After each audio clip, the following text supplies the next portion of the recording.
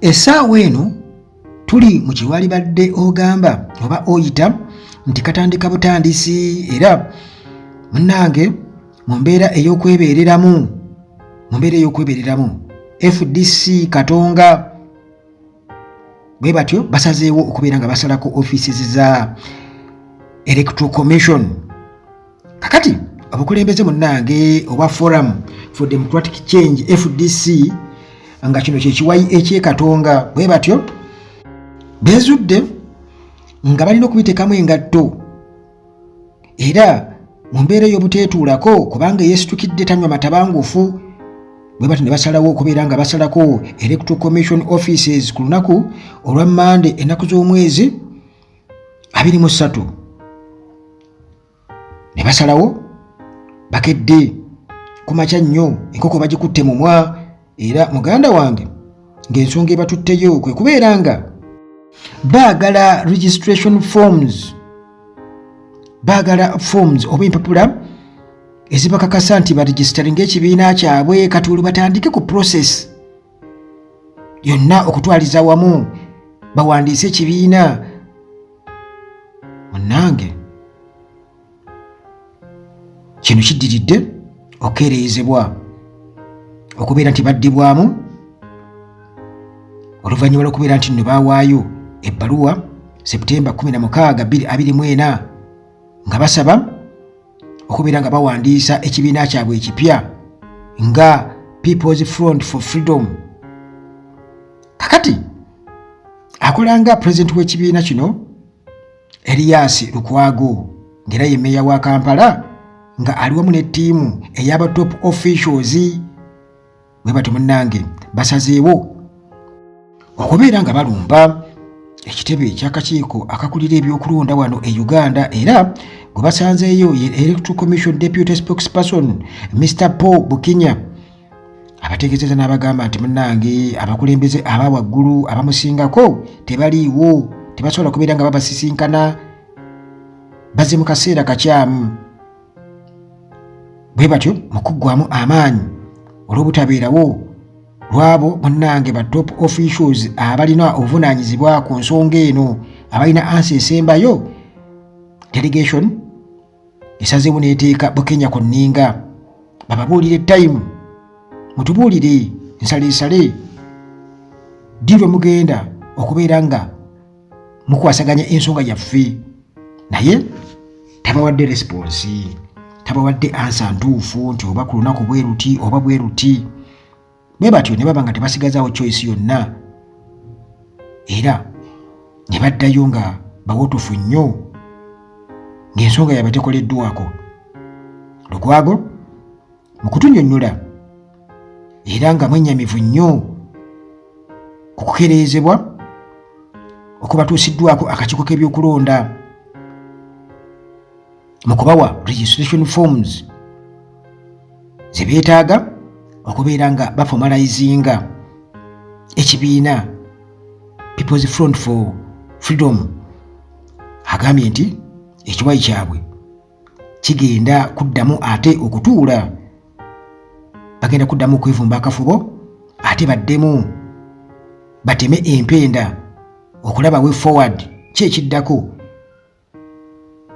Atugambye nti olunaku lwa Mande ennaku z'omwezi 23 babukeereza nkokola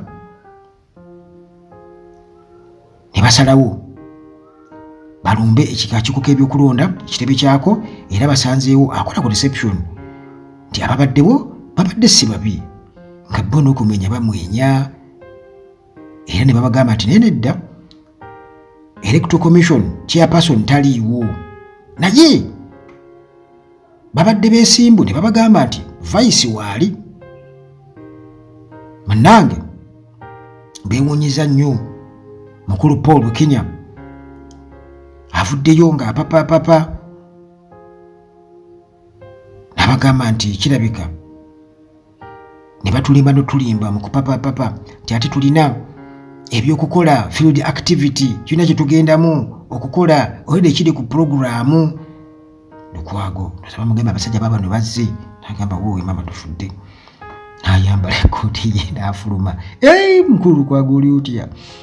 bannange tetusobodde kunywamu kacaayi wano twalinyumizza naye tugenda mu field tulina kye tugenda okukola kakati nti Bukenya ategeeza ekiwayi kino ekya FDC eye Katonga n'obukulembeze bwakyo nti mulindeeko okuddibwamu okulifomo okuva eri akakiiko kano ak'ebyokulonda. Abagamba nti ensonga yammwe already mu kakiiko eri kagimanyiiko era tugenda munnange kubaddamu mukulu Bukenya nga abategeeza tezinavayo mu State House. Septemba nga 4 akakiiko k'ebyokulonda kaagaana okubeera nti nno erinnya lino erya People's Front for Freedom balikakasa nti ddala ekiwayi kino eky'Ekatonga likiba kikozesa ng'erinnya ly'ekibiina ekipya nga bagamba nti waliwo ate ekibiina ekirala ekiri registered ekya People Power Front ekirina initials ne waliwo n'ekibiina ekirala ekirina colors ezifaanagana nga kyekye FDC y'ennajja n'ankumbi ku bino bano bye baagala okubeera nga bakozesa era nti tebasobola kubeera nti babaregisirenga ng'ekibiina kubanga bifaanagana n'ebibiina ebirala ebibaddewo. Naye munnange bano ab'Ekatonga bo nga bagamba nti nedda kala zetulina n'erinnya byanjawulo nnyo era tewaliwo kibiina kya byabufuzi kikozesa kala royal blue ne white oba ne red okukosa n'erinnya nti bali bayinza okuba bayita People Power Front ate ffe tuli ba People's Front for Freedom. N'olw'ensonga eyo tewaliwo kakwate n'abo bemugezako okubeera nga mutufaananya kino kintu kipya kye tuleese era mukkirize. Kati olwo kitegeeza nti akakiiko k'ebyokulonda kalina ate okubawa response naye ng'ekyebuuzibwa nti kanakkiriza kubanga okubaddamu tebannabaddamu. Kati tumanyi ensonga ze baawa ku guno omulundi mu kusaba okwaddako oba mu kugaana mu bbaluwa nga bagaana nti kino na kino kuba kati bibeera mu mateeka ndowooza kubanga waliwo omanyi ebintu bino bizibu. Waliwo omuntu omu yali in fact abannajja dda investments kwe kyali nti oli yalina kyagala okuyisaawo n'abagamba nti erinnya Najja baalituwala dda bagenda okugezaako okugamba nti owange lwaki tetugendayo tulabe bagenda otutuukayo nga gyeriri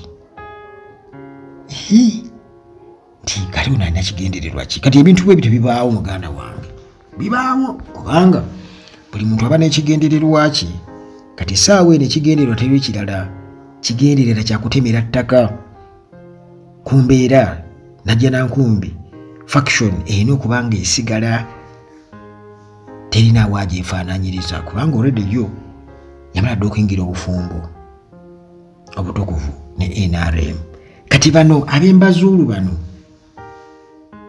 newankubadde ng'ensolima ziri buli wamu ojjuke nakugaa nti gwe jwabala bambazuulu naye ng'ate era ensolima gyeziri already gyeziri zagenda nabo ng'era boolaba mu Nuupu n'ensolima gyeziri tizo zibeeramu omwo munda olwakuba nti struggle eba egenda ezimulisa okulabisa kuzikoze bubi nnyo era tuba tugenda tubategeera mpola mpola buli lukya.